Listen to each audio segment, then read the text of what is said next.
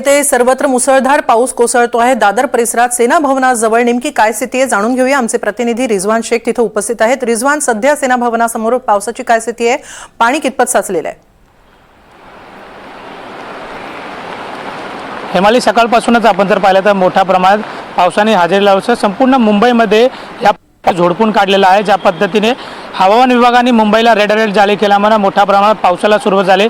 मी सध्या मुंबई येथील दादर जो शिवसेना भवन आहे त्या ठिकाणी उभा आहे। माझ्या मागे पाहिलं तर मोठ्या प्रमाणात या ठिकाणी वाहतूक कोंडी झाली होती आणि ज्यावेळी हा संपूर्ण दृश्य भरलेला होता या ठिकाणी वाहतूक कोंडीने, आणि थोड्या वेळानंतर या ठिकाणी मुंबई वाहतूक विभागाने हा संपूर्ण वाहतूक क्लिअर केलेला आहे। आणि आपण पाहिलं तर आता मोठ्या प्रमाणात लोकांना या ठिकाणी जी गाडी काढताना कुठल्याही प्रकारचा त्रास देखील सहन करावा लागत नाही।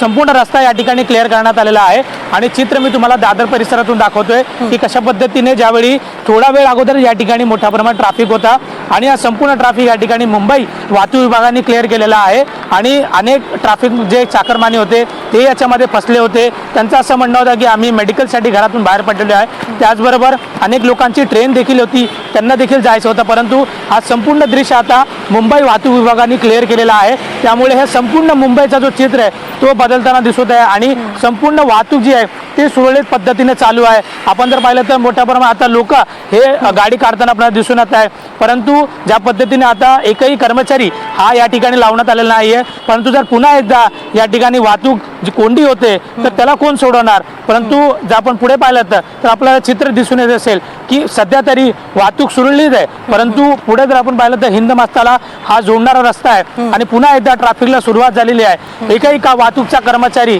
हा हिंद मातेला जो जाणारा रस्ता आहे त्या ठिकाणी नाही आहे। त्यामुळे पुन्हा एकदा वाहतूक कोंडीला सुरुवात होणार आणि जर ही अशाच पद्धतीने वाहतूक कोंडी होत राहिली तर मुंबईकर जे घरातून बाहेर पडलेले आहे, जे कामात घरातून बाहेर पडलेले आहे, जे मुंबईमध्ये कामासाठी आलेले आहे, त्या सर्वांना याचा फटका बसणार आहे।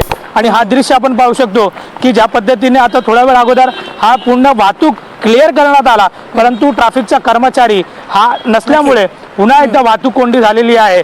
आणि आपण पाहिलं तर हा पूर्ण रांग या ठिकाणी आपल्याला दिसून येते की कशा पद्धतीने एकामागोन एक गाडी लागलेली आहे। त्यामुळे जर प्रत्येक पॉईंटवरती मुंबई वाहतूक विभागाने जर आपला कर्मचारी उभा केला, जर कर्मचारी हे क्लिअर करण्यासाठी प्रत्येक पॉइंट वरती जर उभे राहिले तर हा चित्र आपल्याला दिसायला भेटणार नाही। त्यामुळे मुंबईकरांचा मनस्ताप सुद्धा कमी होऊ शकतो। वाहतूक कोंडीमुळे मुंबईकरांचा मनस्ताप वाढतोय, विशेषतः पाणी साचल्यामुळे अनेक ठिकाणी वाहतूक कोंडीची समस्या उद्भवलेली आहे।